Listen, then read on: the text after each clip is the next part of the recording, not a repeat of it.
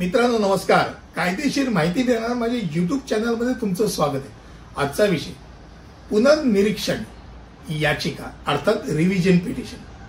आता अनेक वेळेला लोकांना असं वाटतं की अपीलात जाणं आणि रिव्हिजन मध्ये फरक काय राहिला. तर पुनर्निरीक्षण याचिका याचं काही वेगळं महत्व आहे, वैशिष्ट्य आहे. ते काय ते आपण आज समजून घेऊया.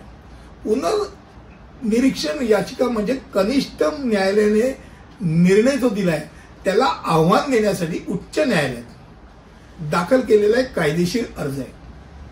आता बेसिकली खटल्या हा पुनर्सुनावणी करता नाही, तो कनिष्ठ न्यायालयाचा अधिकार आहे. कार्यपद्धतीचा किंवा कायद्याच्या वापराचा आढावा घेण्याकरताचा हा अर्ज हे लोकांना. म्हणजेच पुनर्निरीक्षण म्हणजे पुनर्सुनावणी नाही, हे पहिलं डोक्यात राहू द्या.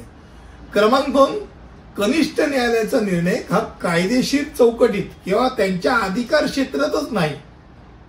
असं जेव्हा होतं त्यावेळेला रिव्हिजन पिटिशन ही टाकली जाते की बाबा यांनी दिलेले जे काही निर्णय हा यांच्या कार्यक्षेत्रातच नाही किंवा हा कायदेशीर जी चौकट आखली त्या चौकटीच्या बाहेर जाय. त्यानंतर प्रक्रियात्मक जर विचार करायचा झाला तर प्रक्रियात्मक किंवा अधिकार क्षेत्रातील त्रुटींवर ते लक्ष केंद्रित करतात.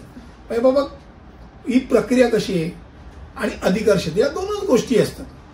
त्यामुळे सामान्यतः कुठच्याही पीडित पक्ष म्हणजे माझ्या विरुद्ध निकाल लागला तर पीडित पक्षाला वाटतं की कनिष्ठ न्यायालयाने जो कायदा लागू नाही त्या संदर्भात काही निर्णय दिले, चूक केलेली आहे.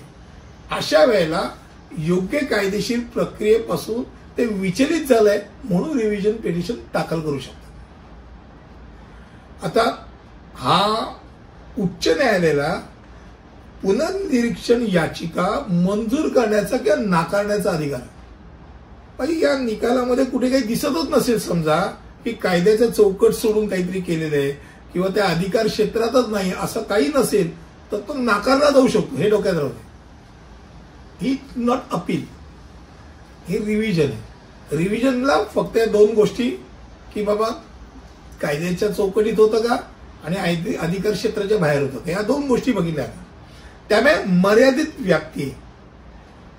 पुनर्निरीक्षण याचिकेमध्ये उच्च न्यायालयाला पुनरावलोकन करायचा प्रकार अपेक्षित नाही.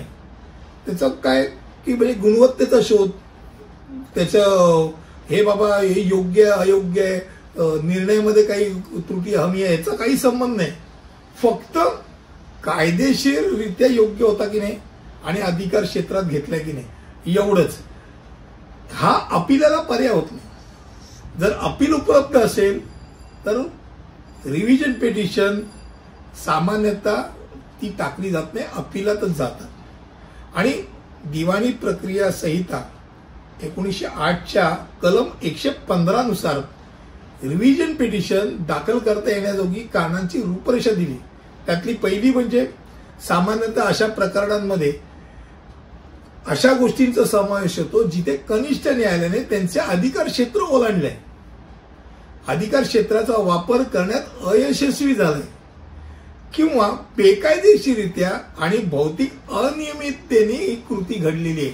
असं जे असतं तेव्हा ते रिव्हिजन पिटिशन ही दाखल केली जाऊ शकते. आणि मग जर तसं काही घडलं असेल तर हायकोर्ट सदर जो निर्णय तो निर्णय रद्दबातल ठरवते आणि त्याची कारण मीमांसा देते. मला असं वाटतं कमी शब्दामध्ये मी आज रिव्हिजन पिटिशन म्हणजे काय, पुनर्निरीक्षण याचिका म्हणजे काय या संदर्भात माहिती दिली. पुढच्या व्हिडिओमध्ये असंच काहीतरी घेऊन येईल. तिथपर्यंत इथेच थांबतो. धन्यवाद.